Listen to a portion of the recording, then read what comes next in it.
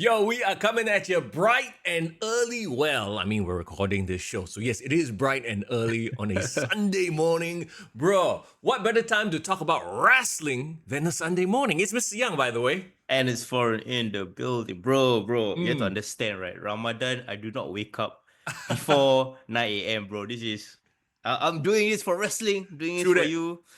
For the Man, love of the game, as we call it. Of course. So I'm happy to be here. And I know this is a pre-recorded episode for you guys. Appreciate you guys sticking around because we do have some very juicy topics to talk about this episode. Ooh. I mean, okay, we won't go into all the nitty-gritty of everything that has happened, but I think 3 things jump out in this past week in pro wrestling. Shall we dive right in? Yeah, for sure. And the best thing is, right, we've had some of the things that happen at the start of the week. Yes. It has simmered down enough for us to really reflect on it and not jump on the hype train, because I know a lot of people were reacting to that moment. Okay. Of course, we're talking about John Cena's heel turn. That I remember when that first broke down. Literally, like within 2-3 hours, people were like, "Oh my god, my reaction to that," and it's like, wow, a lot of very immediate reaction. So I'm glad that we got some time to stew over it and really have our thoughts on that as well. Well, isn't that the beauty of pro wrestling? You get to a point where it's something everyone wants to talk about, that water cooler moment. As you know, we used to have those moments in the Attitude Era and it kind of went away. Wrestling became uncool, but now wrestling is cool again. What a great time to be a wrestling fan. Okay, let's dive into the, you want to call it cinema? You want to call it acting class? Okay, John Cena. Yeah. Big promo. I forget. Was it in Brussels? It was in Brussels, right? Yeah, Brussels. All right. So everyone was like, how is he going to come out? Did you see the fake poster people put out of him in a suit and long hair? Oh my god. No, people were just going wild on the internet, bro. Like I didn't see that one in particular. I saw another one. I saw the one where The Rock was holding him and then he was looking like he was Winter Soldier. Oh, yes. Yeah. I mean, you're right, you're talking about water cooler talk, right? Like, have you seen an uptick in streamers reacting to wrestling? All the Absolutely. social media stuff like blowing up on wrestling, the memes immediately. Yeah, you're right. It's Not just mainstream. the wrestling streamers. We're talking about like other streamers, random people. I just see all these TikTok, and you know how the algorithm is. Like the more of this you see, the more it'll get served to you. So it bodes well for these, spreading of the word in terms of the WWE. But okay, everyone was speculating, how is he going to come out? Is he going to wear a suit? Is he going to go back to Doctor of Thugonomics, a new entrance? Nah. So is this... So I have the skeptic's mind and then I have the artist's mind. Because this is how he explained it, right? You expected all this of me, I give you the exact opposite. I don't want to give you anything that you think that you would deserve. You think I deserve a new entrance? Nah, I give you the same old thing I've been coming out to for 20 years. I mean, heel psychology 101, it's completely justified, right? Like, yes. Like, I did not change. It's the you fans that change, right? Correct. I'll just be me. Now, the skeptic in me is like, are you sure you're just not trying to justify merch sales? Because at the end of the day, they got to sell them t-shirts. People will still buy, This is the thing, right? They know it's his last time. This is his last farewell tour. Yeah. Even if they want to boo him, right? They want to buy the shirt so that they can be identified by Cena and be the one booing him. I think it works well either way. And you notice they have the localized shirts also. It's one last time, Brussels, big, and when you go to the arena, I would buy it. Like, can you imagine one last time, John Cena, Singapore. I'm not that big a John Cena fan. I am now, but I wouldn't put him up there. I wouldn't wear his merch, but I would buy that shirt. Yeah, it's like a I've been there moment, right? Like why people bring back their chairs, for example. Bro, I remember spending $50 on a UFC Fight Night shirt because I was there in the US watching UFC, right? It was the most uncomfortable, the thick cotton cheapo material, and then honeycomb, and then they just print on like it looks like it's gonna peel off any second type of quality. $50, I still bought. I mean, there's no effort right there, but no, me being at Elimination Chamber and seeing all those shirts, it flew off the shelves. Yeah. And of course the quality was better, I'm assuming. But the thing is, like, it's still not $50 quality. You know what I mean? Like, it's good, but like it's really because of you being there, that moment of it Yes. that you They're, buy, which is great marketing, right? they're cashing in on the moment, and you have the whole WWE TKO machine behind that kind of stuff, right? So back to what we were talking about though. I think it makes sense both in a narrative standpoint and in a merch sales standpoint. Yeah, you don't change your, the cap, the towel, the shirt. You just leave it as it is so that people will still buy it. But you give a plausible. I accepted his reasoning. Maybe I'm just glazing because it's Cena and I love this storyline, but I accept it. Fine. Okay, that's your reasoning. You didn't change. Cool. Yeah, I have a very I would say a nuanced take to his heel promo, right? Okay. Yeah. I mean everything that he said, very justified, right? I think when you talk about justified heel turns, WWE has been doing a great job. Yeah, He explained himself well, but I was just thinking to myself, after hearing him, as Cody would put it, bitch and moan. Like he really complain king lah, which Yeah. is a turn off, yes, but I think a lot of people expect him to be like very more robotic Winter Soldier, like Oh. dangerous, cool heel. I mean, not saying that he's not cool, but you know what I mean. I think because of the way he reacted during the initial heel turn, where he suddenly became very stoic, I thought he's gonna play into that. Like he's not gonna show emotion at all. Yeah, exactly, Yeah. Mr. Young. And that's what he just did. like really like Winter Soldier it out lah. But he went out on a more unexpected route, like the one about him, like kind of complaining, like, "Oh, I'm human." Like he physically victimized himself. Yeah, I'm not a baby face. I'm not a heel. I'm a human being.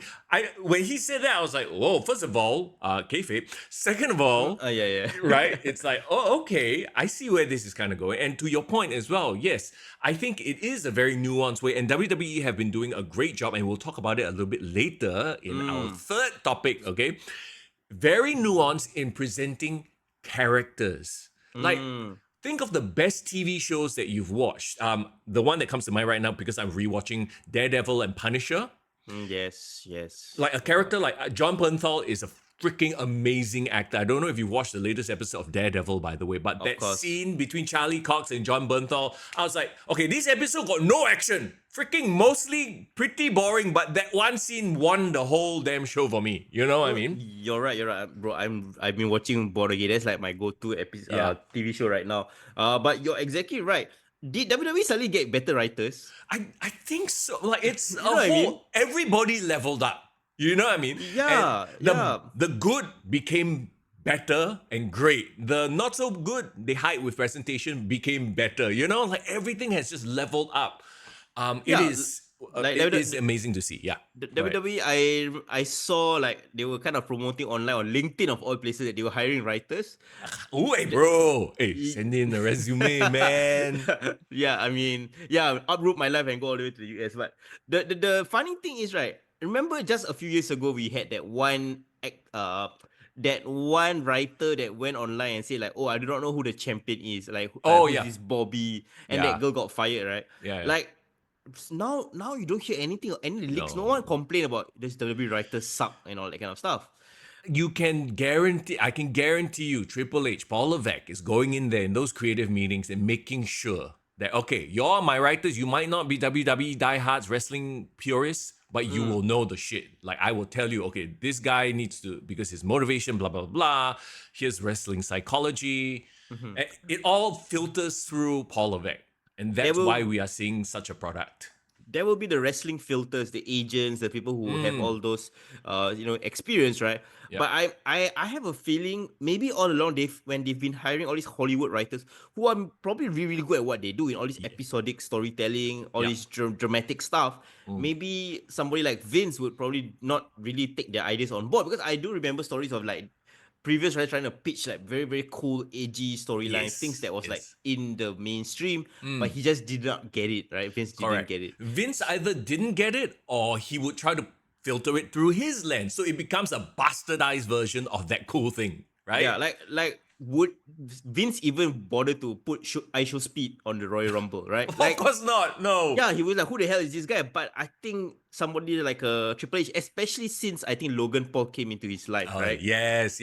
Because he also I remember he said like he doesn't know anything about Logan Paul before he became a WWE superstar. So maybe that opened his world, like saying like, hey, maybe there are ways to capture the current generation by bringing these people in, and that also the storylines as well have been more current and updated. Like even all the other things that you see. So even John Cena leaning into his invisible meme. Oh yeah.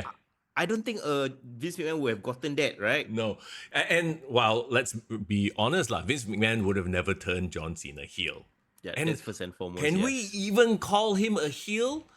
Are they all tweeners at this point, or are they all just characters? Back to my point, I know we kind of sidetracked a little bit, but my point is, some episodes of Daredevil, you're like, hey, Daredevil, don't be a bitch.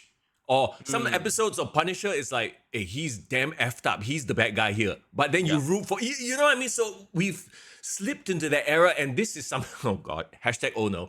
This is something I feel like AEW, again, they tried to do, we have no good guys and bad guys. Everybody's shades of gray, everybody's characters, right?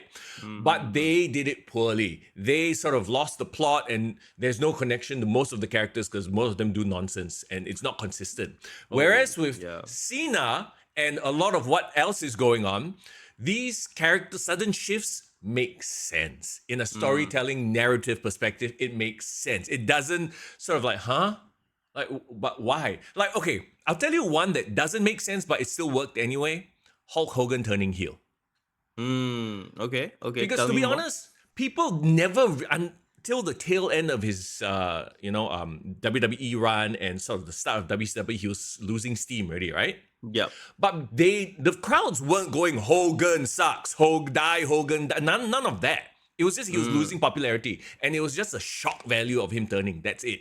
Never saw it coming. Yeah, Cena had a good solid chunk of his career where it was, let's go Cena, Cena sucks, and there's the online chatter. Maybe if we had social media back in the Hogan era, maybe then you would see the online hate, right? I would argue for Cena's heel turn. Of course, him turning heel is a great moment. There's also the impact of turning heel after 25 years as a babyface. Like, how can that not be a big significant moment, right?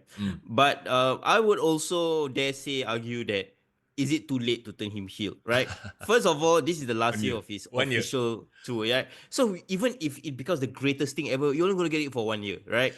Something that you can actually go, multiple times and put multiple people over, right? Second thing is, the only issue is a lot of people are like John Cena at this point in his career is beloved already, right? Like at the height of his I hate Cena, anti-Cena. That will be like 2013 when he always wins, 2014.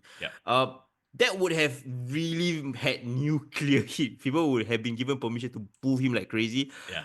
But thinking about it, why I felt like in hindsight this still works is because he was dominant as a babyface. If he were to turn heel and became dominant as a heel like Roman Reigns, then they were like, wow, how many eras of John Cena do you have to put up? You get what I mean? So, yeah. You're saying. It's interesting to me that, it is happening, like you said, couple years too late. I think they couldn't do anything about it. Once again, the Vince McMahon factor, right? The 1 year left, I know it is something that we're all like, oh man, we deserve a 3-4 year heel Cena run. But putting a timer on it makes it all that more special.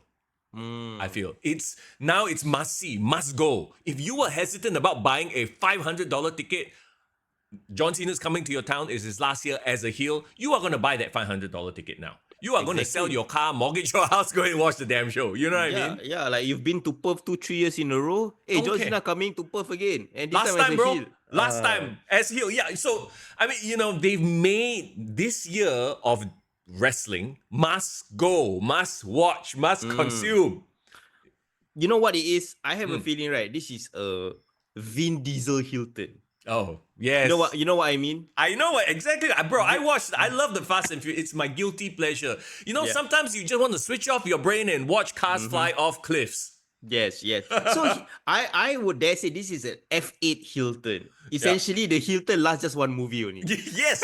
Yeah. No. So we are probably looking at like what? Survivor Series or December, right? There's a yeah, pay-per-view. redemption arc somehow. Yeah, somehow I mean, so like him complaining to the fans, right? In him being human, it's essentially a great excuse for it to be a short-term Hilton because like Yeah. probably he's just lashing out, he's being emotional, blah blah Bro, blah, you know what the kids call this? crashing out. Yes, it's a justified crash out. Yes, yes. So like I feel like then it's perfect way to set up Cody as a babyface here, right? Even going back and narrowing it down to the promo, right? Every time people were like people were booing him, he was doing a lot of crazy stuff. But then I think WWE was like, oh, I struck gold. This is what the reaction we want. Yeah. When people started chanting, "We want Cody," right? Because you see, at that point they were just hating on Cena, right? Booing him. But the fact that the crowd on their own accord switched towards, okay, I'm done with this guy, let's get the baby face here. That just solidifies Cody as a heel, as a baby face. Because you need a strong heel. Yeah, they did exactly what they wanted to do. I think that we were all, and maybe WWE felt it as well, like, okay, we've already made Cody the guy and he's popular, but there's still a huge section of fans who are like, Cody boring, he needs another layer. Remember, we were talking about he needs another layer. Like, it feels like he's reached. And then now with such a mega heel, you've given him that extra put. I don't know. See, that's the thing. I don't know if it's going to last a year, though. No, I completely understand. And of course, Cody's reign as WWE champion hasn't been marked by very memorable feuds. Like we always say, like, hey, he had great matches with AJ Styles, but it was a one-off or two. Like it was one or two matches. Yeah. It wasn't really the most must-see thing on TV at that point in time. Side quest. Yeah. Even with Kevin Owens, we already say, side quest as well. But then KO did a great job building himself up. Yeah. But Roman Reigns was and always will be his like number one person that he was opposed after. So like that story went down. We were kind of in like victory lull period, right? Post endgame vibe. But now having a new big bad, like a new Thanos, aka John Cena coming to the picture, suddenly okay now things are about to get interesting again. I think the WWE universe also kind of feel that shift, like okay, something big just happened with John Cena heel turn. We don't even need to worry about The Rock at this point in time, which I think works well for what The Rock was trying to achieve because according to report that he can't really train for WrestleMania or he have to miss WrestleMania in a way. Of course, send his basically number one avatar. Now John Cena is gonna take that place as the one that's executing all this Order 66, right? Yeah, exactly, right? I enjoyed the promo and even down to the presentation, the lighting. Like, I don't know if you noticed this when Cody came out and they were facing off in the ring, right? Did you notice this? Cena was bathed in darkness. Cody is bathed in light. Just the light, the presentation, you can immediately visually tell villain, hero. This is cinema, bro. This is absolute cinema at this point. Correct. You The have to, The fact that they think to this detail, this level, and this is not happenstance or coincidence. No. They definitely planned this out. Bro, their production meetings must be something. Like, to be a fly on the wall, to be like, okay, you're going to stand there at this queue, we're going to light it this way, and then it's going to look like this. Bro, they don't just have script writers. Now they have, like, cinematographers, I swear. I'm pretty sure Stu has gotten more tools to play with. Yeah. And speaking of Stu, okay, like let's talk about some of the little things in the promo that wasn't really like you didn't realize it. That's why this promo I watched back 3, 4, 5 times, bro. Is it? Just to pick up Easter eggs, bro. Because we have gone to this level where WWE segments are full of Easter eggs. First of all, the fact that he did not acknowledge Stu, right? He always talks to the camera every time he comes out. Completely, he did all the things that we thought that he was gonna do. That's opposite, right? He didn't run to the ring. He walked down the ring. Didn't acknowledge the fans. Didn't look at Stu. And then when he said, right, okay, the crowd was already booing. So great job, Brussels. You guys were amazing. Oh, the fact that the first thing he said, you guys are just making it easier. For me, right? Because one of the things that we were worried was like, hey, John Cena is going on an international tour. Wouldn't the international fans like, oh my god, first time seeing John Cena, like go crazy for him? Yeah. But the fact that there was the initial, oh my god, John Cena is starting off the show pop, and then within like 5-10 seconds, it became complete boost. Yes. Really played into him justifying his heel turn as well, right? Yes. I said it last week and I'll say it again. Man, these European crowds are making things easy for everybody. They are popping when they should. They are booing when they should. They are just happy to be there. They are not these smart Mark fans who are like trying to be ironic, you know? They are playing into the cinema. They're leaning into it, and I love these crowds. They make everything seem better. The match results, some of the matches I've been watching on Raw and SmackDown, all right lah. But because the crowd is so into it, and it's not overly, like, you know, we talked about it before, Lyon, France, right? Like, at some points, they hijack the show with their singing. Yeah, agree. These couple of shows in Brussels, where was SmackDown? Italy, Bologna, Italy, right? Yeah, which is so random, a random town in the Bologna. But it didn't feel that way. It felt like they were just happy to be there. And now Raw and SmackDown just feel so lively. Agreed. And I think the fans know their role, right? Yes, know your role. Yes. The thing is, I think this is a very funny thing to say, but maybe because it was a backlash crowd, right? WrestleMania finished already. The storylines are okay. So that's why they are entertaining themselves. Yeah. But I have a feeling like all these fans in Europe, while they're lively and they have all their chants, they really want to shut up and hear what's going on in the ring, because it is the road to WrestleMania. Everything has impact. Everything's supposed to make sense. Correct. And plays into what's going to happen to WrestleMania. So I feel like even they themselves do not want to hijack the show. They want to know what's going on.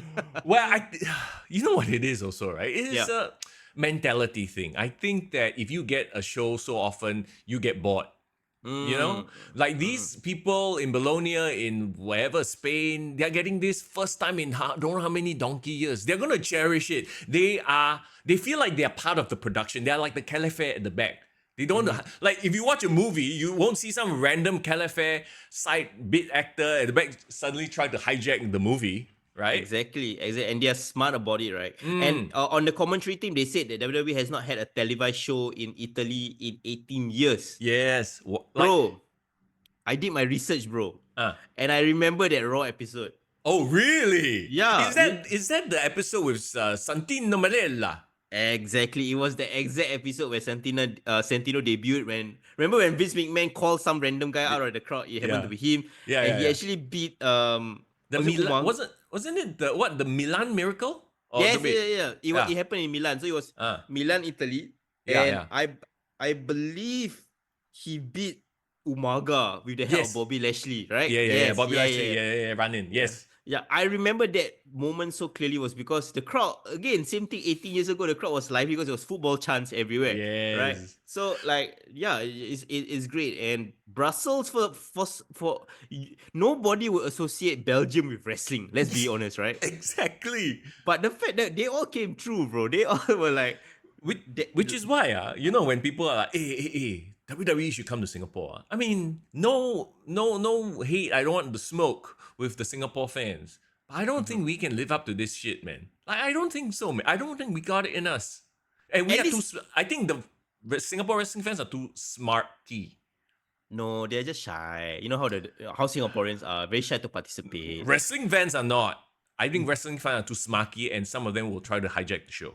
But do you remember when we were front row in 2019? Yeah. We started a lot of chants ourselves, remember? Yeah, we did. But it was a live show lah, and it wasn't. I don't know lah. You know what? I'm very, very, very, very sure that WWE fans, Singapore wrestling fans, if once they're there in that moment with a Roman Reigns coming out to the ring, I think we will go crazy. All the ones will go up. Okay, can. Prove me wrong. WWE come to Singapore. That's what I'm trying to do. I'm trying to bait them into come to Singapore, bro. Yeah, we just have to turn up in their Singapore office, bro. Do they even still have an office, or is it just one random dude? No, that's the thing, right? I just feel like one of the days I just want to go out to 111 Somerset at level 3, see what's going on in their office. Wait, is it really there? No, they are on the WWE corporate website. The office is still there. Yeah. Oh. Okay, guys, 111 Somerset level 3. Come, guys, one of these days, whoever wants to go. Hey, please, don't go and be like, it's all stalkerish and sneaky. Hey, come on, relax. Don't worry. Back to John Cena. He had that interaction with Cody. Cody came out, said his piece, called him a whiny bitch, and then left. Yeah. I think it was good that they didn't joust on the mic, because I think John Cena would have buried Cody. I see a lot of comments online saying that, Cody came and just flipped like he ran, Yeah, I think it had to be done that way. If you gave them dueling mics, jalat. I think it might be a bit jalat. The moment John Cena say fine, speech, die already. No, No, because at it this makes point, sense. John Cena also knows his role. He's not there to steal Cody's thunder. And there is actually a parallel to another promo I want to talk about on SmackDown, even though we didn't list this, right? I have to bring this up. But a parallel, but they did it wrong, I feel. In this case, they did it right. All right, we'll talk about SmackDown in a bit. And yeah, before we wrap up the Raw promo, right? I wanted to say also the fact that Cody Rhodes coming in. Yeah. And again, the crowd was so hot for him by the time he came, right? That sounded very wrong. That sounded very bad, bro. Very, very wrong. But the crowd was wanting him, right? Like I mentioned, the moment the crowd started saying we want Cody, and then the pop for Cody, amazing, right? I think it's the loudest babyface reaction he had since probably WrestleMania 40. Like, I'm not gonna lie, right? Yeah. The fact that he came in, said his piece, and didn't get physical at all, just say, hey, even though you screwed me over that time, I was still excited to go toe-to-toe against John Cena, but this is not the one that I want. Yeah. It's almost as if like he's egging this evil John Cena on, right? Yep.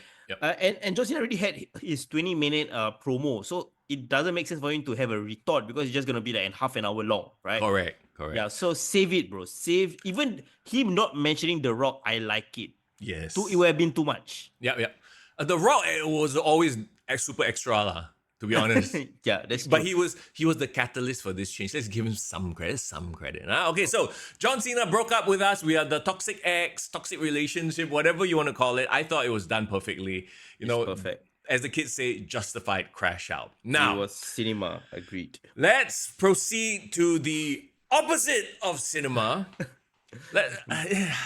Gore. Grindhouse. Grindhouse. Here's the thing. Like, okay, I've said this before so many times too, right?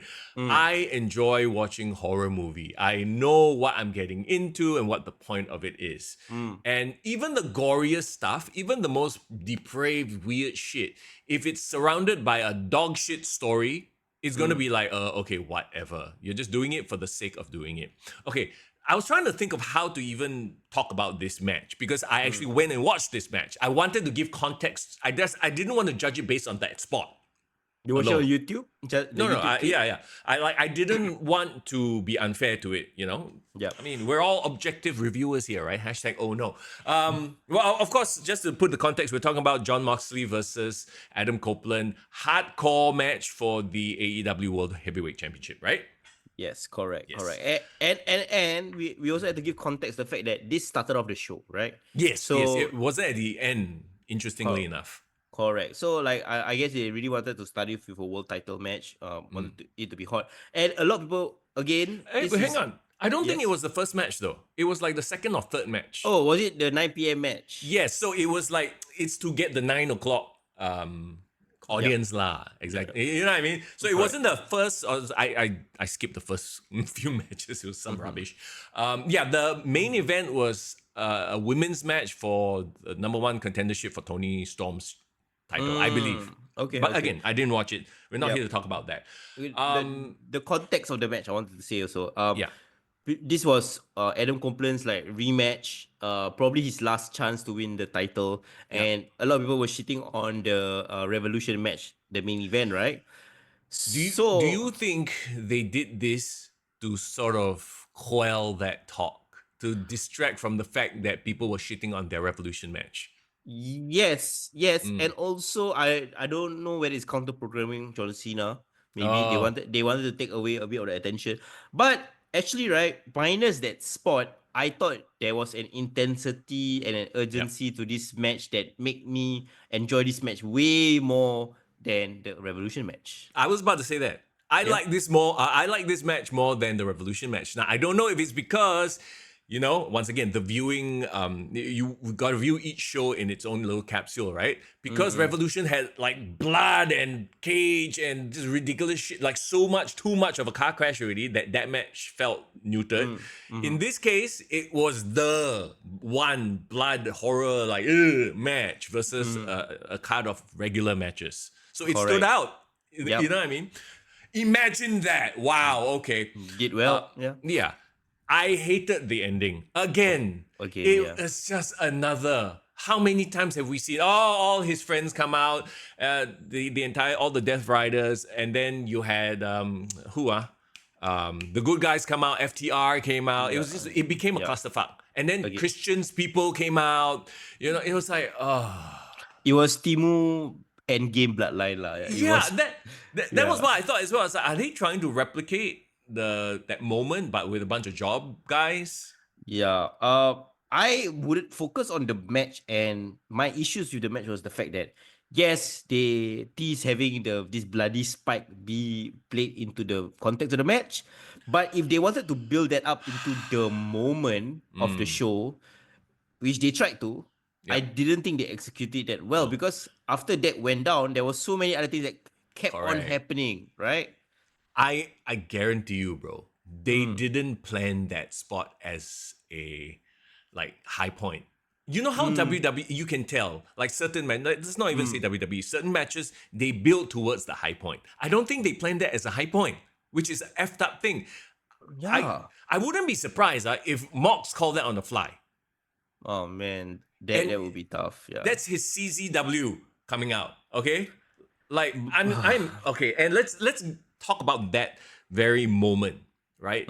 It, to me, is a car crash moment. If you like that kind of stuff, this is the stuff you'll like, and you'll watch it and you'll be like, oh my God, Mox is tough. Watching it, I felt uncomfortable. I felt like it was an unnecessary risk. It was absolutely unnecessary, because to your point, immediately after that, you have all this other shebang happening, everybody interfering. You have, what's it, Cash? Was it Dex? Like teasing a turn on Cope. Yeah. It was Dex. You have like that turn, that tease. People, nobody talked about it. I didn't even hear a peep about it on social media because everyone's talking about the spike. So you've completely counteracted your own programming by doing too many things to a point where nobody cares about anything. They just care about the spike.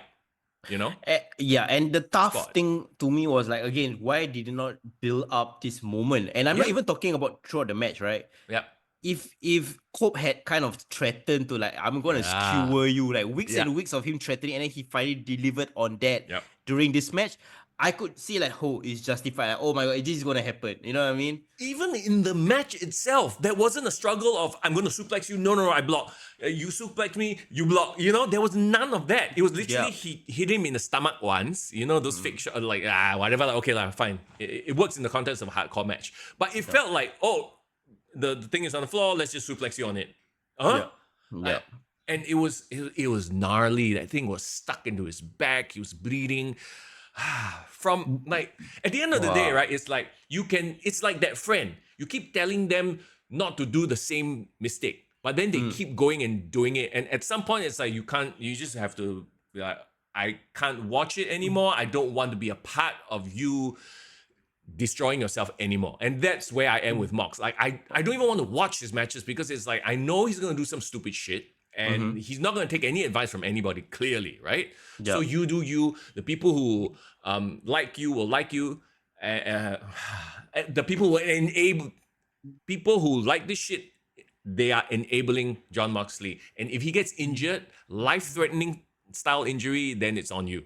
I'm like, no, I cannot really. So I know the discourse a lot on Jon Moxley, but I'm disappointed in Adam Copeland and Edge. Yes, right? As the veteran, as the guy who should know better, right? Yeah, he should have done a CM Punk and said no broken glass. Why? Why you do that? This is spikes, and even if they dull the spikes, still it's spikes. It's bro, you are being impaled to death. You know, what? Okay, imagine there's the spikes. I know it's a bunch of it, so maybe it's spread out. But imagine a lone spike like that tall. If you go through it, you're dead, right? Wouldn't you pierce through nervous system, spine? Spinal, whatever. He's taking unnecessary risks. Like his wife, Renee Moxley. Tell him to stop. Yeah. And for what? For an audience that's less than NXT. 3,000. I'm like, oh my God. Okay. I'm Was it the most goriest thing you've seen in pro wrestling? Has there been anything more violent? I don't think so. ECW, maybe CZW, probably, but I don't consider that wrestling. I consider that just a bunch of people cosplaying. Yep. Like the fact is, right, of course, there's a lot of reactions online after that. And you have hardcore legends like Tommy Dreamer saying that he squirmed. You know what I mean? You had, I saw Stevie Richards reacting to that moment. Stevie Richards, of course, ECW alumni, was like, oh, why? Why would you do that? Like, he was physically quizzing. Like, you have all these hardcore legends, right, who's saying like, bro, that's too much. And it's not in the, wow, you are tough, respect that for going through that. None of them were like, I mean, we all acknowledge that, Jon Moxley is tough for doing that, but like his stupidity overshadows the toughness.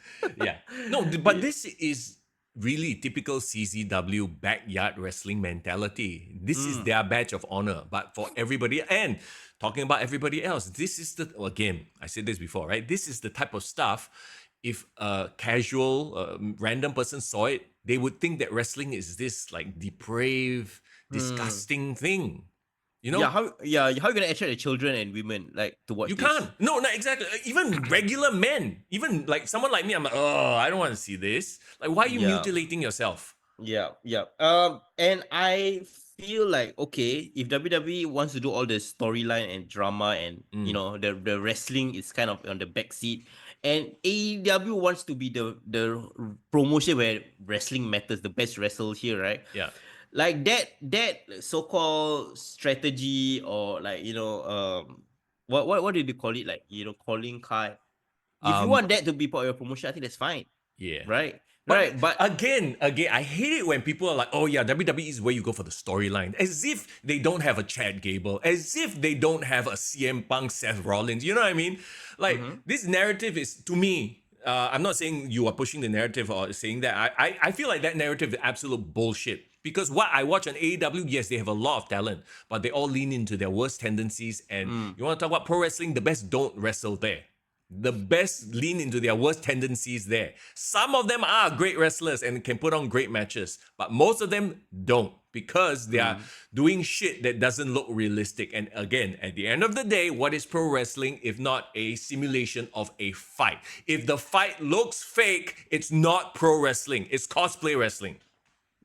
Jim Cornette says it best, right? Last time, what people do in the past was, they are safe, but they make wrestling look real. Yes. But now everything, they make wrestling look real, but it does not hurt, right? Yeah. But now everything looks fake, but it really hurts. Yeah. You got people breaking their ankles, getting impaled on live television.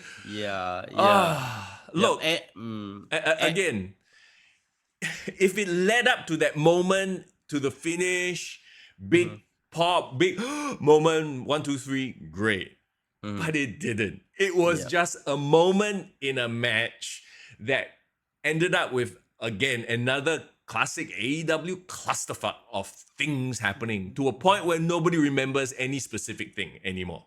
Would you say even the AEW fans are sick of Jon Moxley at this point? Oh, yeah, for sure. Absolutely. It's not just people outside, who's watching it. Like people who watch AEW and support the brand, regularly watch the TV shows. I think they are like, you know what, let's just kill this Death Rider storyline right now. Let's move on from it, bro. I mean, even the Hurt Syndicate and MJF thing that they're teasing, I'm interested in that. But now that they are teasing that they might be going against the Death Riders, I'm like, I mean, if nothing else, you can get Bobby Lashley and Shelton Benjamin to make sure they wrestle properly. Because I don't think somebody like those two would agree to, like, let's do a deathmatch spot, right? I don't know, bro. At this point, I don't know. Jon Moxley might be like the most persuasive, like, silver-tongued bastard there is there. He's convincing all these people to do all this crazy shit. Someone should just take him out for good. And I'm not saying it like somebody. Maybe he should do like stipulation where like loser leaves the promotion, or like like 2K25, like freaking cascade match. If you lose the cascade match, you have to leave the promotion or leave the brand. I think he just needs to go away for a while. And this is like Chris Jericho level of like, oh, you need to take a break, right? Yeah. Well, I don't even know what Chris Jericho is doing these days. Isn't he like ROH champion? Yeah, he's basically doing a Chad Gable angle where he's like wrestling all the luchadors. God. Okay. Better than Learning Tree lah. I mean, it's an improvement, but still. Yeah. Still, let's not go there. Yeah. I only watched it because of that spot. After watching it, I wouldn't come back to watch again. Interestingly enough, AEW has a Dynasty pay-per-view before WrestleMania. So we are literally seeing two pay-per-views, AEW pay-per-views before another WWE show. You might be seeing. I'm not seeing. Wait, no, I gave Revolution a chance. I'm like, okay, yeah, it's the same old shit. Nothing has changed. yeah. Here's the thing, right? They are trying to book multiple shows ahead of time, which I would say, Sure. okay, fine, good. You're finally doing some long-term booking because, like, things that is looking past Dynasty towards All In with Will Ospreay and all that. My issue is with Jon Moxley and Swerve. I don't remember seeing this match before. I think Yeah. when Swerve was champion, he didn't come across Jon Moxley. But we also talked about Swerve in the past being somebody who doesn't mind doing all this deathmatch nonsense. Remember with Hangman? Yeah, drinking blood lah, like taking So taking bumps on cinder blocks. I yeah, do not look forward. That match will probably be a CZW match. It will be full on, like yeah. So the worst tendencies of both people are potentially gonna be on display. So that's the thing that I don't really I care just, for. bro, I just hope that they don't actually permanently hurt themselves. At this Yeah, point, like I said, with them, especially that group of wrestlers, I'm like, I'm not gonna watch your stuff because I don't want to see you get hurt. yeah. Where does Adam Copeland go from here? Oh wait. No, he's going to feud with the freaking Christian again. What? Like we Okay. know, and I don't care about that anymore. We've seen that. We've had, you know what? Their last, like, they had a DQ match or something where, Yeah, remember Adam Copeland spiked his bat up his nuts or something like yeah, that. yeah. Like, even then, I thought that kind of ended the feud. Like, that should have been a feud ender. He needs to start putting people over. That's what he needs to be doing. Yeah. And I don't mean Nick Wayne. No, maybe he's going to put over Dax. Or was it? I always get those two max. The Botra fella is who? Dex. Dax. Okay, Dax is the one who's like.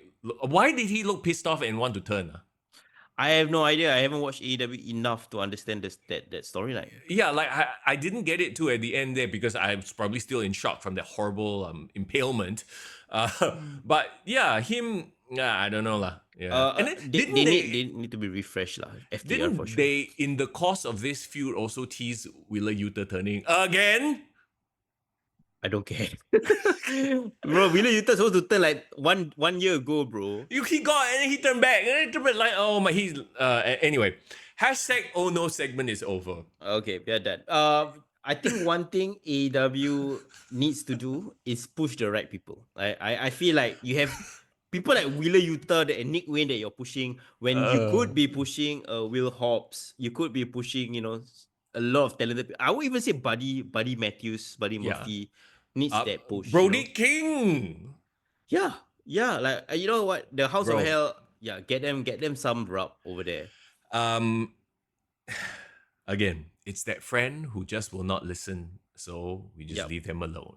Okay, this is nothing new that we are talking about here at this point. Is there anything in AEW that piqued your interest? Because I know you mentioned MJF and the Hurt Syndicate. That piqued my interest as well. You know what? I would say one thing nice about one of the women in the show, right? Okay. Bro, Megan Bain, just from a physical standpoint, yes, she does look like more China than a lot of people we've seen in a long time. Did she win the main event? Is she going up against Tony? Storm. Yes. She's gonna be the next contender.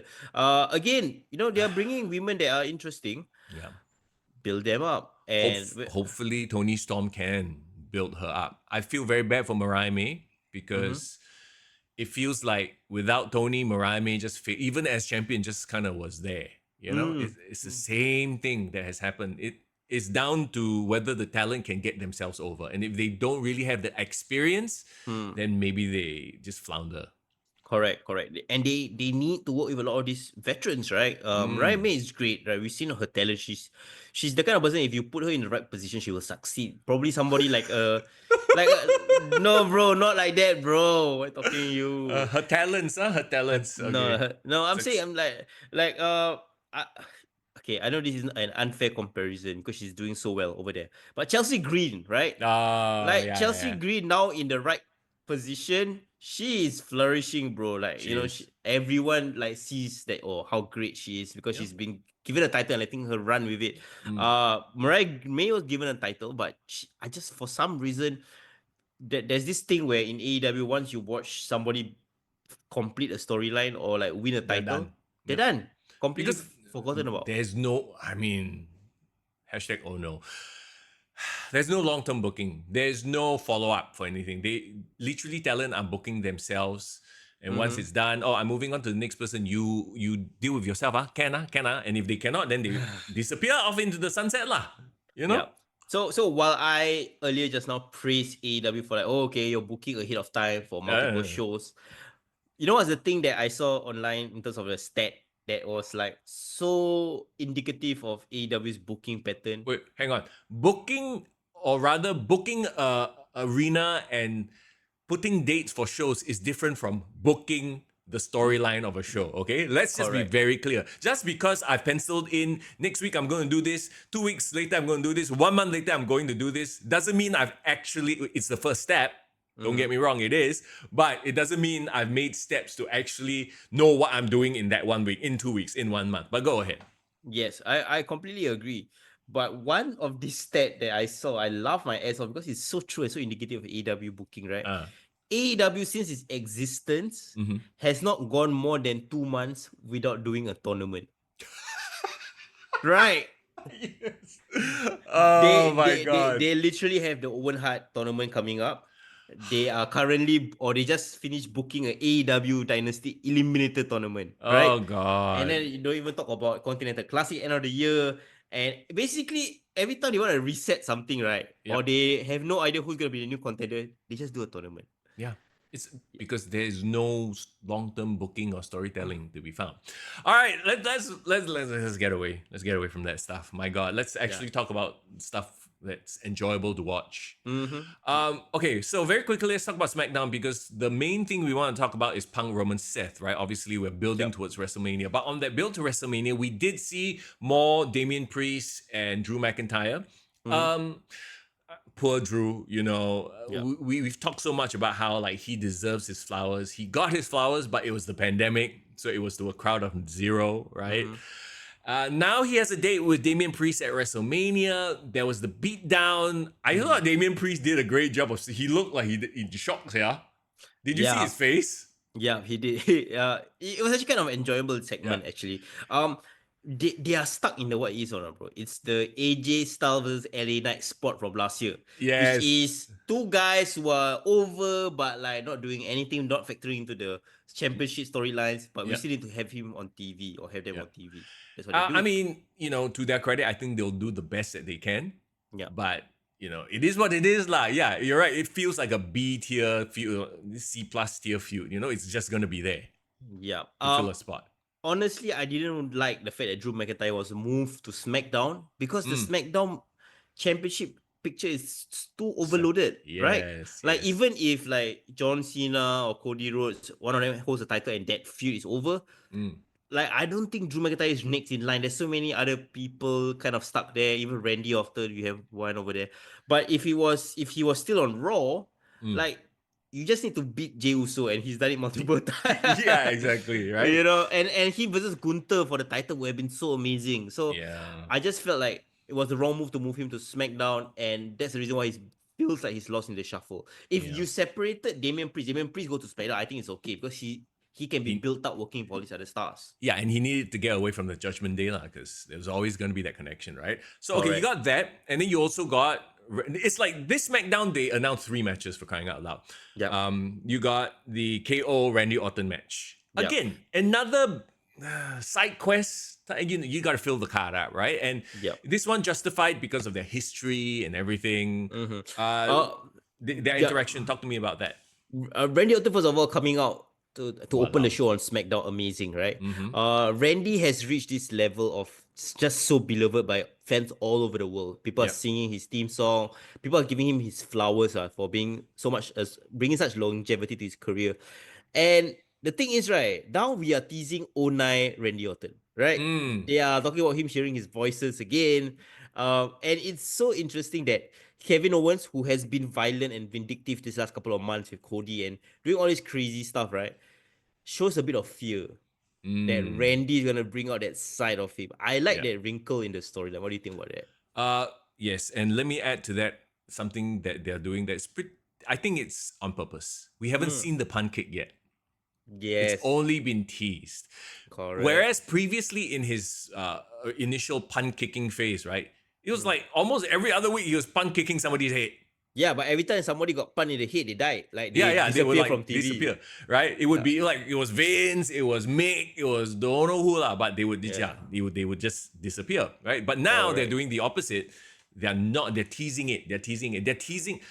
They're teasing the high spot. Wow, what a thought! What a concept, right? I love it. I love it. And the fact that Kevin Owens already delivered his high spot to Randy, which is the pile driver, right? Yeah. So it's almost as if, again, justified for him to bring it back, right? Yes. And I love the approach that they went with this, where Kevin Owens basically trying to backpedal and like, hey, sorry lah, Randy. Hey, we tag team we tag team like, I'll be friends again. But only if you apologize for siding with Cody. You know what I mean? Like, still had to be a dick about it. Yeah, it's very KO lah. So everyone, to talk about shades of grey and characters, right? Everyone is sort of, especially in this main event scene or upper mid card scene, they know their characters very well, and you know they're not going to do something that's completely out of sync with their character. Correct. They are playing in the sandbox where everyone is very clear of what is their justifications, their motivations, and it's just like people who are fully formed, fleshed out characters just interacting with each other. I think that's why it works. And that's why these like you talk about the heel face dynamic, right? And as we'll see a little bit later on, it's compelling, and it's again that they are not just babyface or heel. Now they are characters that we can either agree with, disagree with, and you'll cheer. But some people probably cheering KO. Some people saying, yeah, KO is right, you know? Yeah, there are t-shirts out there saying KO is right, you know? Either way, you can sell something already, they're happy only. You make money only, right? So, let's talk about the other feud that they tried to push for, and this is the one I kind of dislike. This is the opposite of Cena, Cody, right? Remember I said Cena was back, he let Cody have his moment. Even though we know Cena could have buried Cody on the mic, he let him have his moment. I'm talking about who? This girl did not let the other person breathe. Oh my god! Like I don't know why they did, and maybe are they trying to lean into her as a bully? You're talking about Charlotte and Tiffy, right? They did the split screen interview thing. Okay, cool. I don't know why they couldn't have met in the ring, whatever. But it felt uncomfortably awkward. Yeah, because it felt like Charlotte didn't want to let Tiffy talk. It felt like either they went off script and did not get back to it, or they purposely were ignoring the script and then they just went full on. It was that, remember that time when I think Becky Lynch and Charlotte had this issue in terms of exchanging the titles. And they were kind of like, you can tell clearly that they were saying some very personal shots at each other, which might not have been pre-planned, you know, like. Okay, do we give WWE benefit of the doubt and say that they are leaning into Charlotte's character being this arrogant bully who will not play ball? But the problem is Tiffany was trying to heal it up as well. So she came across as quote pun non intended, but Tiffany came across as whiny as Cena was in this promo. So isn't she supposed to be the one that we're supporting? So here's the problem. Tiffy is not a great promo, to be honest. Yeah. Tiffy is a vibe. She's the cool thing. She's the cool thing in the moment. But when you put her in a promo, back and forth type promo, you can tell she's struggling. She's struggling. She got exposed in this promo. Oh, in a big way. Charlotte is just being cocky, arrogant, and holding her own, and gave nothing. And it was almost as if Tiffy was thrown into fire, trial by fire. See if you can handle. You want to know? I just thought of something. Was this Tiffy's Cena Roman Reigns 2017 promo moment? I was about to say it was like Cena Austin Theory. Cena, Austin Theory, John Cena, Roman Roman Reigns, Reigns. Cena, AJ Styles. In a way, no, AJ Styles held his own. No, I just said his own. Yeah. But yeah, Roman and Austin, they kind of drowned in the presence of John Cena Correct. at that time. But that's the thing, right? Even then, when John Cena was doing that, I felt like should he have done that? Should he have buried the babyface to this point, or was this the company's way of like, you know what? Let's pull this potential girl that we're trying to push to the deep end. Let's expose her a bit so that she can work on it, build her back up. I don't know what they're trying to go to. Yeah, but I thought that she got completely exposed, and it just felt like an awkward promo. It did not build the match for me. Yeah. And the thing is, Tiffany has always come across very confident, she knows she's great. And actually her post after the show was very telling, by the way. Her post on social media. She posted on Instagram right after that, which was very telling. She posted a hot photo of herself and she was saying like a snapshot, a reminder that I'm young and hot and beautiful, something like that. Oh no! Basically, what she's trying to do is like, okay, I just got exposed, I just got buried on the mic. Let me make myself feel better by posting a thirst trap. You know what I mean? Like, yeah. And that's what a young person would do. So if they want to lean into like, okay, she's that Charlotte is the experienced veteran that is purposely trying to expose Tiffany, so Tiffany kind of like realizes it and then wisers up just in time for WrestleMania. Yep. That's fine. If she showed some vulnerability, but right now it's like this, basically being a Gen Z, don't want to admit that she's wrong. Yeah, like try to justify herself. You know what Actually, I mean? would it have been better if Tiffy just took it and didn't try to, but then everything she says, like, it just came off as fluff, right? Like, would it be better if she just took it and just like, be buried to get sympathy points? Because you're right, the way she handled it didn't make me feel sympathy for her. It just made me like, oh, damn, you got buried. It's like that co-worker that you all know did something wrong but don't want to admit that they were at fault. Yeah, exactly. I mean? Yeah. And that's the thing, we both, have already historically supported Tiffany, thought she's cool, she's badass. In the ring, we are not complaining about her. I mean, she's been missing a couple of moonsaults recently. but like, I think this was her trial by fire moment. And my issue was this plan, like the Triple H whisper in Charlotte's flesh here, okay, let's set her up, make her, or did Charlotte herself was like, you know what, I'm going to try to test this girl. I want to see whether she can be compared to me. Or are they trying to make you think that so you boo Charlotte Flair even more? I mean, if after all that happened, they go backstage, hug each other, oh, that was great, then okay lah. Consider me swerved and worked, okay? But it did not justify the promo. And after I watched that promo, what was my thought, right? I was like, you know what? I think this year the Rumble winner matches should just open the show. They shouldn't close the show. Oh my God, Jay. Yes, Jay and Contest. And talking about buried, Austin Theory getting buried in this match as well on Raw. I just feel like, okay, but to be honest, there are bigger things at play at WrestleMania, right? There are more prominent matches that will get the mainstream's attention. So I know, fine, you want to build up Jay, but Jay is not a big enough star to like pull in the main event. Tiffany and Charlotte, great match on paper, but again, remember what happened with Rhea Ripley and Charlotte from 2 years ago?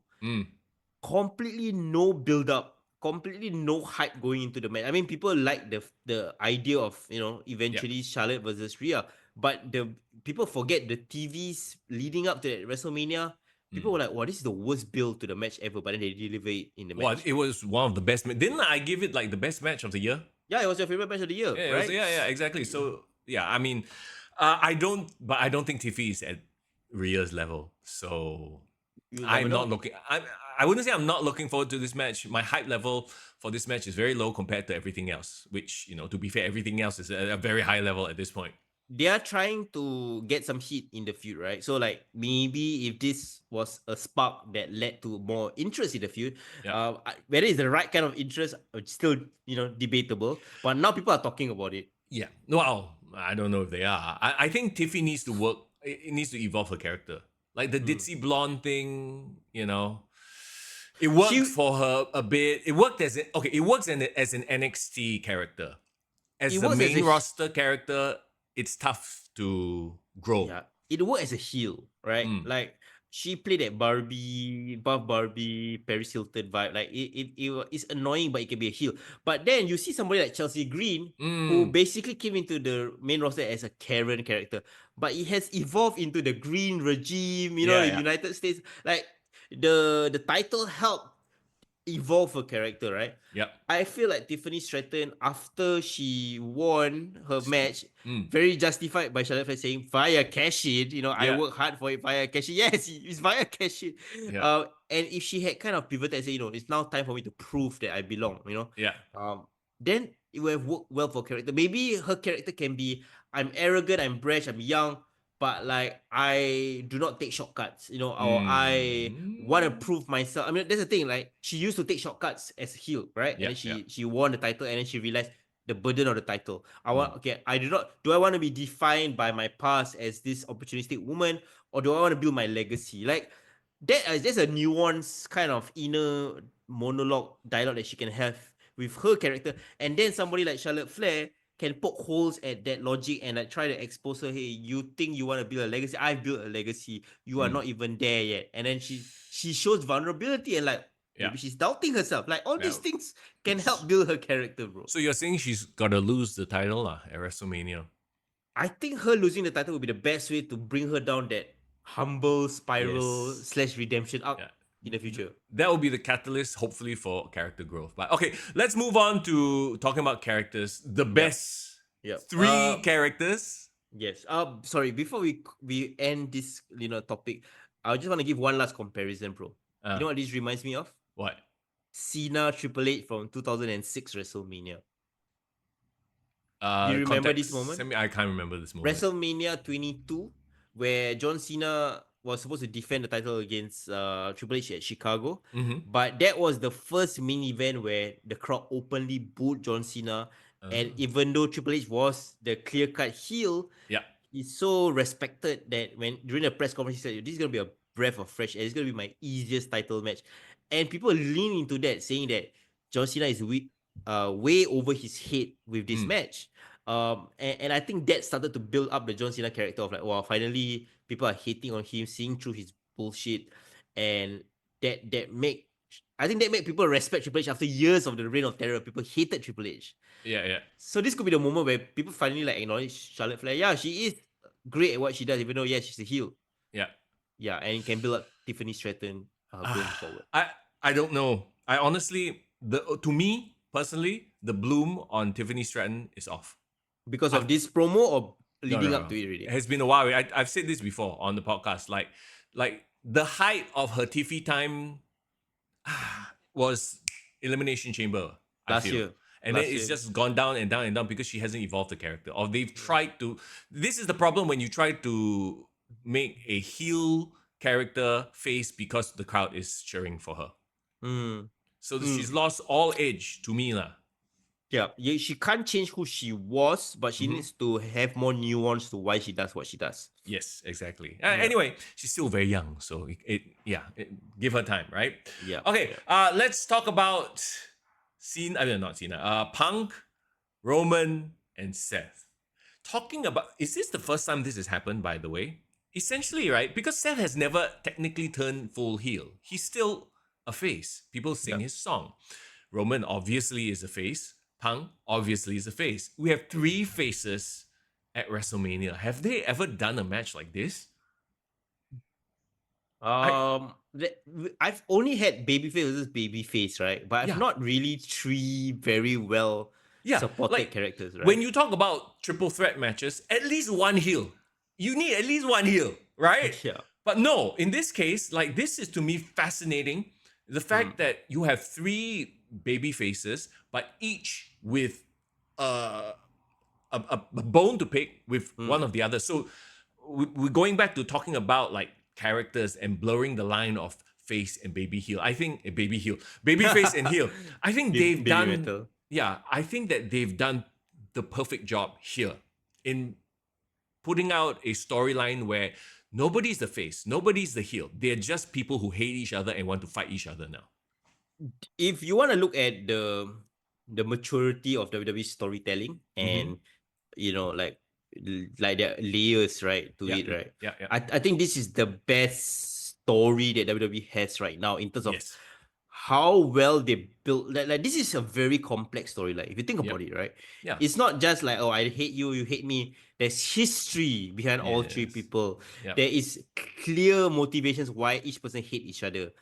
And they're not even chasing a title picture. There are literally three people who have gotten in the way and screwed with each other's title aspirations and main event aspirations. Yep. And how ironic it would be, right? That this match main events night one. What do you think about that? Wow, no title match main eventing night one. It's happened before. I mean, Kevin Owens, Stone Cold Steve Austin main evented night one of WrestleMania, right? Correct. So you know what? So, I feel like Punk deserves that. Yeah, I feel so. So that's why I say the irony of it would be, what if the favor that Punk calls is like, let my match main event WrestleMania? Wow. Again, Paul Heyman got such pull. I mean, Paul can speak to Paul. Here's my pitch, right? I just feel like there still needs one more stake in this, right? Whether it's a stipulation match, whether there is some sort of clause, it's like the winner becomes the number one contender. I think that can at least make us feel like, okay, they're not just fighting just because for the vibes and because they hate each other. For the vibes. Yeah. If, for example, they say that this is a number one contenders triple threat match, winner gets a future title shot down the line. Yeah. People were like, oh, you know what? Okay, now let that match main event WrestleMania. Then there is some context to it. There could be foreshadowing backstage, on night one, like maybe CM Punk runs into Cody Rhodes, like, hey, I'm going to win my match and we're going to meet each other down the road. Or Roman Reigns can run into The Rock and like, you know what I mean? I feel like that story would just take this to the next level. Yeah. I agree. For this to be the main event, you would have to throw in some kind of wrinkle as opposed to just it being a blood feud. But then again, to be honest, even if they just said, okay, this is going to be the main event of night one, I wouldn't mind it because at the end of the day, right? Yeah, star power alone. Yeah, star power, proper. It's not just star power too, right? It's like they have a reason to hate each other. And Correct. it's long-standing historic reasons. Yeah. So, yeah. That being said, if I want to be very honest, I thought the segment was a disappointment though. I realized that the crowd kind of lost steam a little bit. Also. I just felt like, I know they were like, I'm not here to talk, I'm gonna fight, right? But even their fight, right? I will say something that is a bit non-PG, but it's kind of, I couldn't unsee it. Okay. I just kind of felt like the way they fight was kind of sexual. What the How? No, the way they were going at each other, right, bro? I was like, get a room, guys. Like, it was not. Bro, hang on. Bro, are you one of those guys that watch BJJ? You got no BJJ before, bro. What am I even saying? I watched BJJ and I have not felt any sexual vibes. No sexual vibes. That comment made me think of people who watch MMA and say things like, why are they hugging on the floor? Because they did a lot of that. Like, I realized that as well. Like, they were like trying to grapple each other and then they were trying to make the fight look real. Well, the way they were pulling off each other and trying to get at the other person felt like they were trying to make it very passionate. And I was like, I don't, that might be a you thing, bro. I don't know. It's definitely not a me thing because I saw it online as well. Okay. I didn't see love, passion. I saw hatred. That's what I saw. Somebody online switch out, Photoshop the ring, swap it with a bed, and it worked. The context. Oh no. I think some people have been watching like aggressive porn. Too much fan fiction of Roman Reigns. Yeah, I don't know about this. But okay. That aside, I just felt it did not feel violent. It felt like messy. You know what I mean? Yeah. But I get what you're saying because at some point, right, it went on too long. It felt like, one would break away and then another would break away and then I get where they were going with it, but yes, I agree. For some reason, it didn't feel chaotic. It felt messy. Can I give you a better example of a triple threat pull apart done well? Okay. Remember the triple threat pull apart between Ronda Rousey, Charlotte Flair, and Becky Lynch? I knew you were going to say that. I exactly knew you were going to say that. I know, yes. but it's the perfect encapsulation of the point I'm trying to put across. Like all of them got handcuffed. They were led backstage, and then they continue fighting through cop cars. Yes. I'm not saying that you need to go to that level, but it would be really cool saying like the Italian police is here to pull them apart and they fight. Can you Yeah, imagine? you know what I mean? That's hilarious. Yeah. To me, okay, maybe it's a me thing also. I was like, hey, that's Hurricane Helms. Hey, that's Jamie Noble. I was spotting the agents, bro. You name calling the agents, bro. Like just something about the whole execution of this particular pull apart just did not sit right with me. It doesn't temper my hype for the match itself. Like them, each one of them pointing at the WrestleMania signs. Felt very performative, by the way, but yes, so that I had a problem with. You had CM Punk do it, then you had Seth Rollins. If only one of them did it, I think it would be great. Or if they could have angled it in such a way where you saw all three of them and then the WrestleMania sign in the background, then yes, I like that idea. But I hated that CM Punk point, then Seth Rollins point, then Roman, like each one had to get their moment pointing at the WrestleMania sign. I feel like, you know what they said at the production meeting?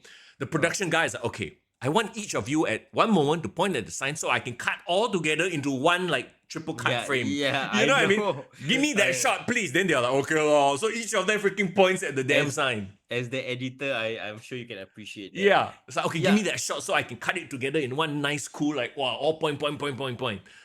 If they took lessons from Triple H and Undertaker from WrestleMania 27, where they came out and didn't even say a word during their promo, they just look at each other and pull forward at the same time, turn and look out at WrestleMania side. Yeah. Enough.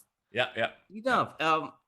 So I think so. That's the problem with what they were advertising, because they say that all three is gonna be in this under one roof or in the same ring. Yeah. I wish somebody would have called out on social media, like, maybe like CM Punk saying like on site, if I'm coming there and I see I'm gonna beat your ass up, then the whole night is just them beating their ass out and then finally ending in the ring. Right. I think that would be cooler. Or what if all three of them were in the ring and they never said a thing? You know, like did they? But I think that's what they're trying to go for. The whole fact of it's boiled to that. It's at that boiling point where they can't help but fight each other. Yeah, I mean, it's months in the making, so I think that's fair.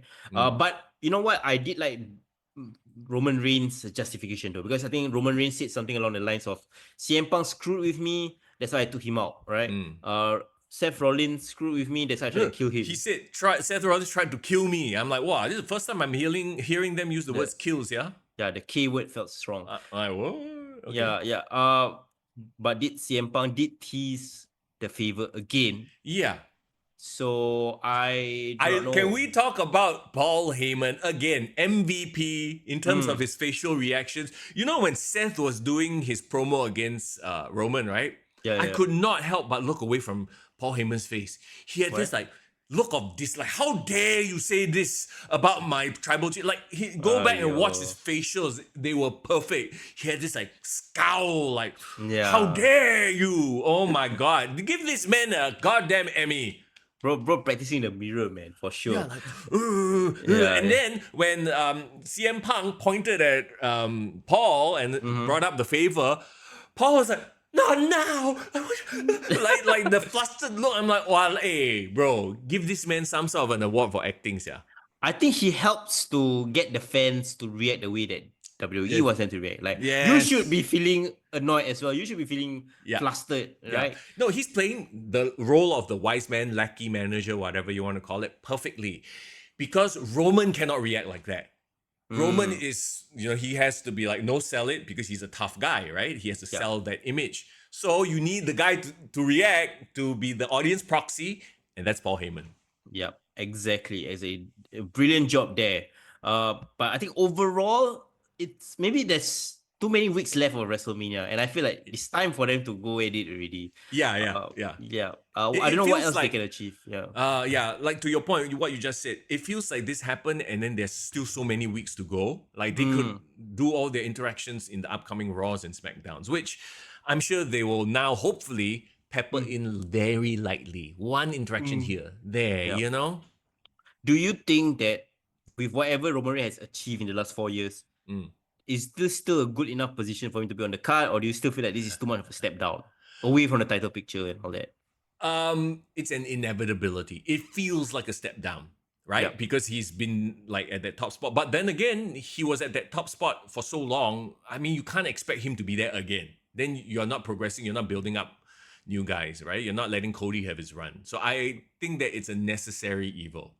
It's like he needs to step aside to let other people become main eventers. Yes, correct. Like, look, Undertaker had a match with Nathan Jones at WrestleMania. Okay, Yeah. So, what was it? Nathan Jones and Big Show. I forget. A-Train. It was a tag match. Yes. Yes. Was it a triple threat? It was a handicap match at first. No, it was a handicap match. He was supposed to tag team with Nathan Jones, but he sucked so bad that it became a handicap match between him against A-Train and Big Show. And then Nathan James appeared in the ring, remember? Oh, yeah. Oh, dear God. Well, my point is, even The Undertaker has had to have shit placement on WrestleMania cards. So, Yeah. Roman Reigns, and this is not a shit placement. He's in there with freaking Punk and Seth Rollins. So, it's fine. It's absolutely fine. I think Roman Reigns is now the spiritual top guy in the company no matter what. It's like when John Cena is like at the mid card at WrestleMania, but you know John Cena is still the number one guy. He can go back to the title picture anytime. Yeah. That's where he is. And I don't hate it. But again, like what I said earlier, I think this match should main event night one. Like over all the Rumble winner matches. Let's be honest here. Poor Jay. You know, his audio is now a trending thing on TikTok. Which is? The yeet. Oh my God. Two words, one sound. Yeet. So people are literally miming that.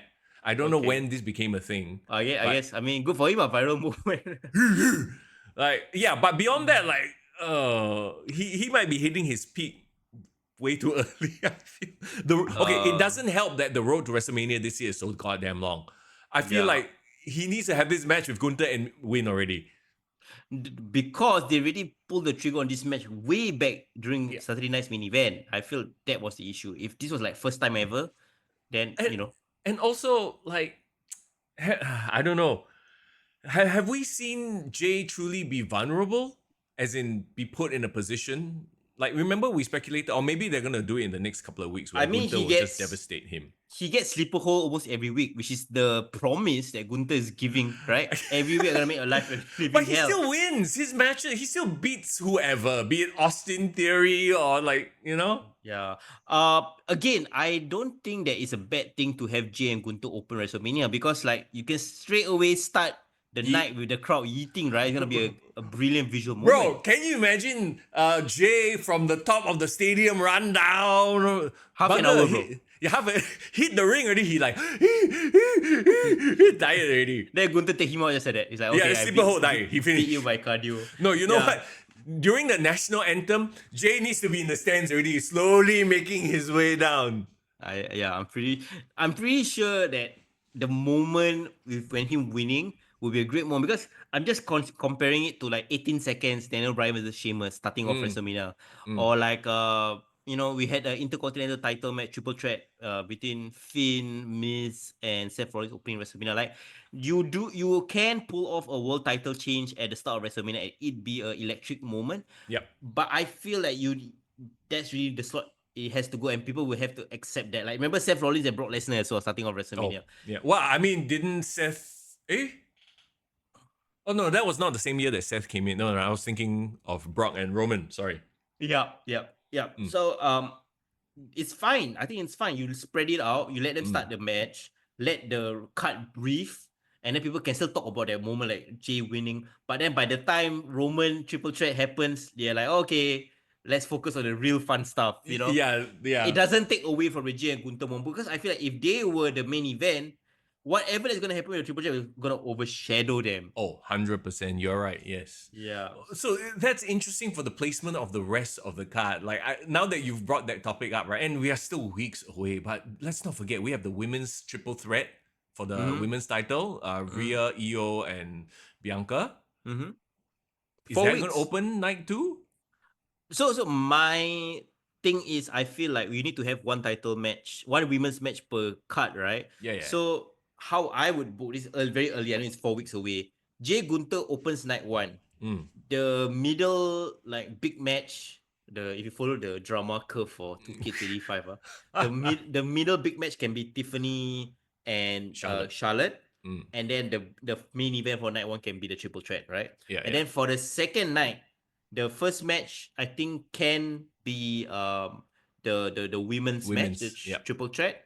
And then the middle match can be what's the big match? Kevin Owens RKO probably. Yeah. And then the last match can be Cena and Cena and Cena and Cody. I just mixed it up all three. Yeah, Cena and Cody. Like I think that's a good split if it was me booking it. And everything else sort of fills it out. No tag team title match, no for now. secondary title matches announced yet. I think they are gonna have a tag team match, especially SmackDown tag team title, because that division is deep, bro. Like Street Profits winning is great. They deserve it. They haven't been champions for a number of years.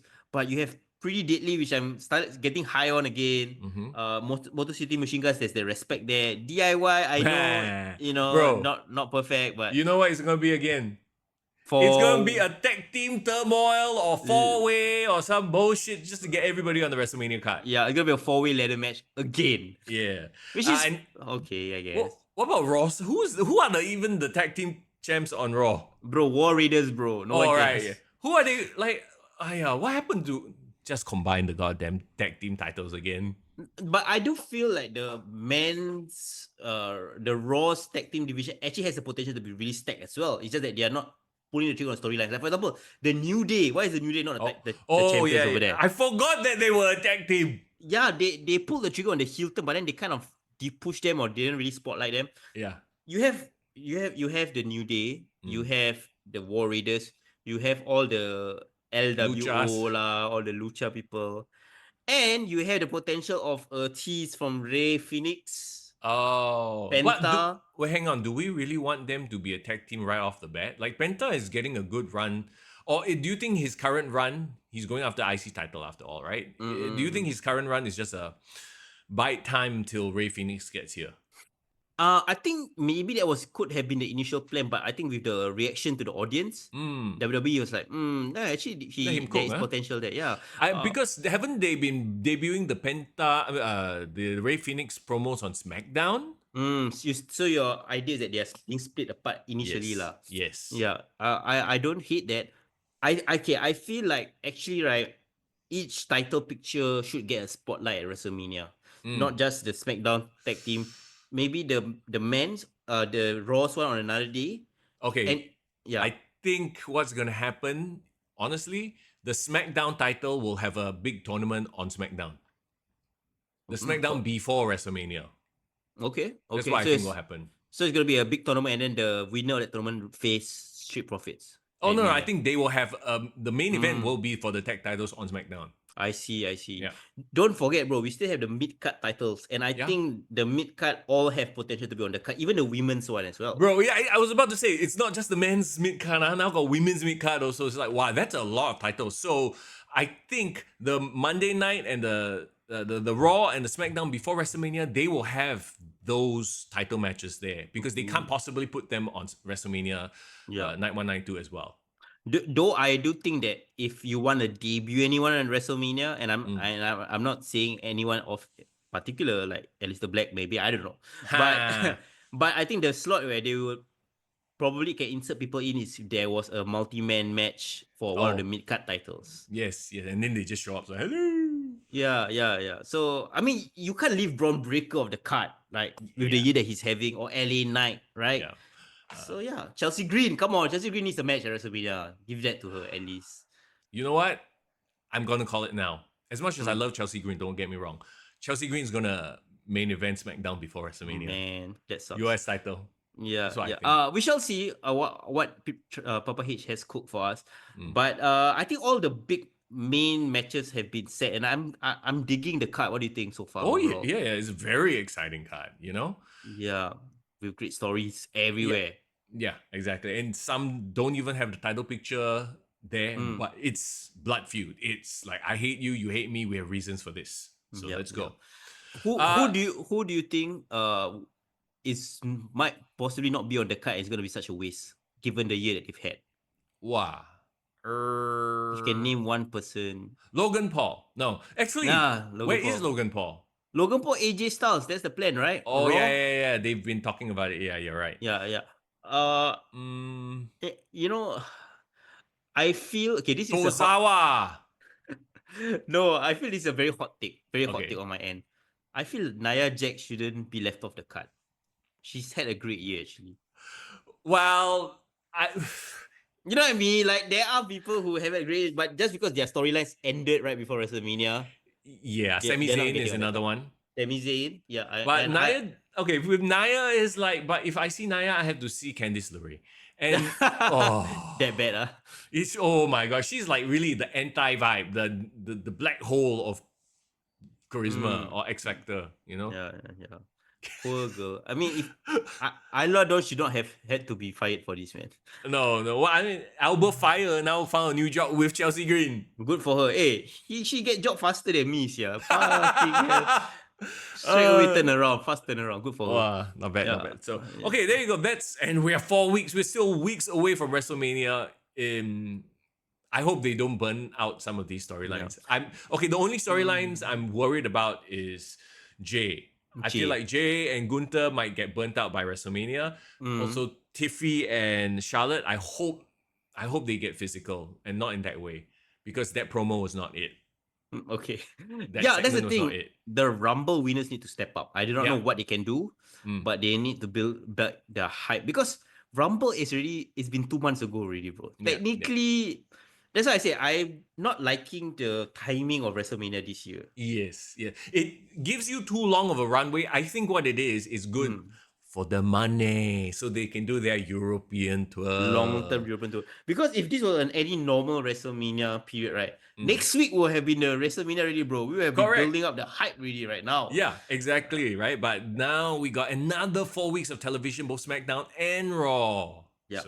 We shall see. I hope something happens in this third leg of the road to WrestleMania, because now we've gone through like 2 major pit stops, Royal Rumble, Elimination Chamber, and I would say the European tour is like 2.5. So there should be this one last stretch of television, which is this next 1 month. That really needs to push things over the edge and pad out the card. We shall see then. Oh, over the edge, or don't get Cope angry and he might suplex you onto spikes. Okay. Yeah. Okay, so hashtag oh no.